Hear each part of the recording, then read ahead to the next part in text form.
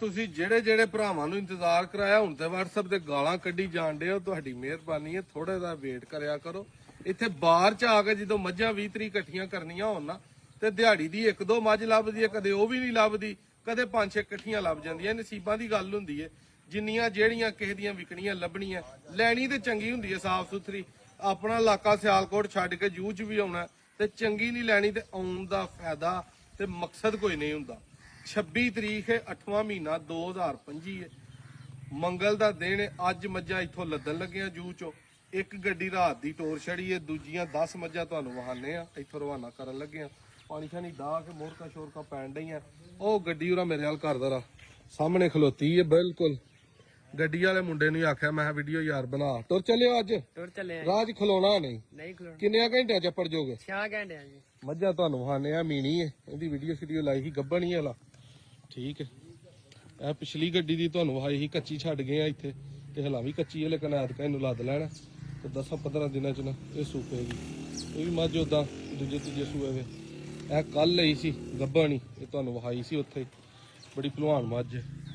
ਇਹ ਤਿੰਨਾਂ ਚੋਂ ਭਾਈਆਂ ਨਾ ਇਹਦਾ ਪੁੱਛਿਆ ਵੀ ਇਹ ਪੱਕਿਆ ਨੰਬਰ ਤੇ ਰਾਬਤਾ ਕਰਕੇ। ਠੀਕ ਹੈ। ਬੜੀ ਚੰਗੀ ਮੱਝ ਹੈ ਕਰਮਾਂ ਵਾਲੀ। ਇਹ ਕਰੇਗੀ ਦੁੱਧ 20 ਸਿਰ ਪੱਕਾ। ਸ਼ੌਕ ਵਾਲੀ ਵੀ ਉਦਾਂ ਸਾਰੀ। ਇੱਕ ਹੈ ਮੱਝ ਸੁਬਹ ਚੋ ਕੇ ਪਾਸ ਕੀਤੀ ਹੈ, ਬਿੱਲੀਆਂ ਅੱਖਾਂ ਦੀ। ਇਹ ਵੀ ਸੂਈ ਹੈ। ਇਹ ਨਾਲ ਇਹਦੀ ਕੱਟੀ ਹੈ ਪਿੱਛੇ। ਦੁੱਧ ਦੇ ਕੋਲ ਇੱਥੇ ਹੀ ਤੀਜੇ ਚੌਥੇ ਦਿਨ ਦੀ ਸੂਈ ਕੋ 13-14 ਕਿਲੋ ਆ। ਬੜੀ ਵੱਡੀ ਮੱਝ ਹੈ ਵੀ। ਉਦਾਂ ਦੂਜੀਆਂ ਵੀ ਤੁਹਾਨੂੰ ਵਹਾਨੇ ਆ। ਮੱਝ ਸੂਈ ਹੈ ਵੀ ਚੋਹੜੀ ਹੈ, ਪਿੱਛੇ ਇਹਦੇ ਕੋਈ ਕੱਟੀ ਹੈ ਕਿ ਕੱਟਾ ਹੈ। ਦੂਜੇ ਤੀਜੇ ਸੂਏ ਦੀ ਹੋਏਗੀ ਵੀ ਵੱਡੀ ਮੱਝ। ਦੁੱਧ ਆਰਾਮ ਨਾਲ 15-16 ਕਿਲੋ ਦੇਗੀ। ਬੂਰੀ ਮੱਝ ਹੁੰਦੀ ਮੱਝਾਂ ਦੇ ਦੁੱਧ ਦੇਣ ਵਾਲੀ ਖੀਰ ਕਰ ਦੇਗੀ। ਵੀ ਗੱਭਣ ਤੁਹਾਡਾ ਚੁੱਡਾ ਉਦਾਂ ਚੰਗਾ ਸੁਥਰਾ ਰੱਖਦੀ ਹੈ। ਇਹ ਵੀ ਗੱਭਣ ਵਾਲੇ।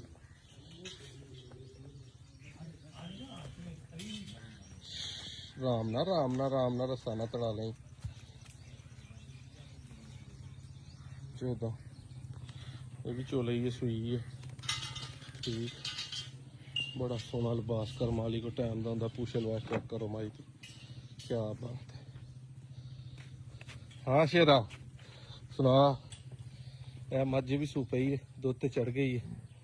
ਕੱਟਾ ਇਹਨੇ ਦਿੱਤਾ ਹੈ ਪਹਿਲੋਂ 2-3 ਦਿਨ 2-2 ਕਿਲੋ ਟਾਈਮ ਦਾ ਦਿੱਤਾ ਸੀ। ਹੁਣ ਦੁੱਧ ਵੀ 12-13 ਸਿਰ ਜਿਹੜਾ ਨਾ ਉਹ ਬਣਾ ਗਈ ਹੈ। ਤੇ ਪਿਛਲੇ ਫਿਰ ਕੱਚੀ ਛੱਡ ਕੇ ਗਏ ਹੈ ਸਟਾਰੀ ਤੁਹਾਨੂੰ ਖਾਈ ਸੀ। ਠੀਕ ਹੈ, ਹੋ ਗਈ ਰਵਾਨਾ। ਇਹਦੇ ਪਿੱਛੇ ਵੀ ਕੱਟਾ ਬਿੱਲੀਆਂ ਅੱਖਾਂ 'ਚ। ਪਹਿਲਾਂ ਨੇ ਐਡੀ ਅਸੀਂ ਖੁਸ਼ ਹੋ ਕੇ ਨਹੀਂ ਲੈਂਦੇ ਕਿਉਂਕਿ ਦੁੱਧੋਂ ਨਹੀਂ ਐਡੀ ਚੱਲਦੀ ਤੇ ਫਿਰ ਲਾਮਾ ਆਉਂਦਾ। ਪਾਣੀ ਇਹਨੂੰ ਪਿਆਉਣ ਲੱਗੇ।